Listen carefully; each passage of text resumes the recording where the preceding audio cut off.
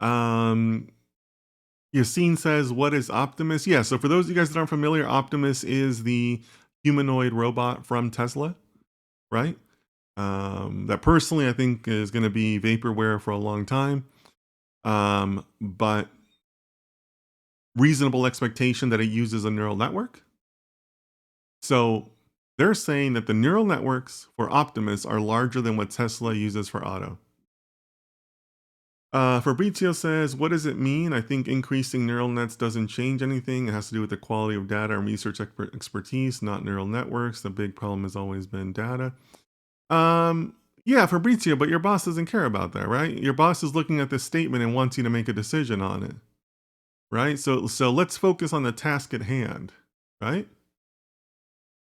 So let me give you guys a hint. When I think about this, I think to myself, what does the output layer look like? So that's your hint. Start thinking about the output layer. What does the output layer for each one of these look like?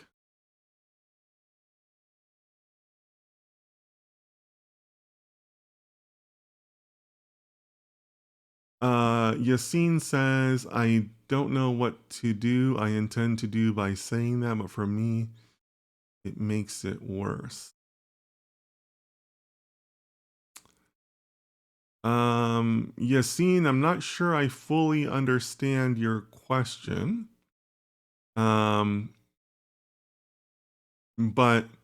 so Yassine, just to be clear here, right? The task in front of the chat right now is to evaluate this statement, right? This is part of a Tesla press release that was out earlier this week, and they're claiming that they have these two products, right? Optimus is the humanoid robot, and the Tesla, FSD full self-driving car, right? Both of them is reasonable to expect they use neural networks. And they're saying that the neural networks for Optimus, the robot, are larger than what Tesla uses for Auto.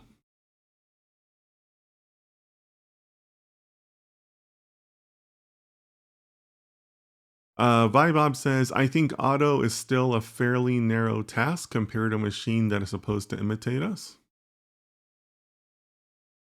Okay.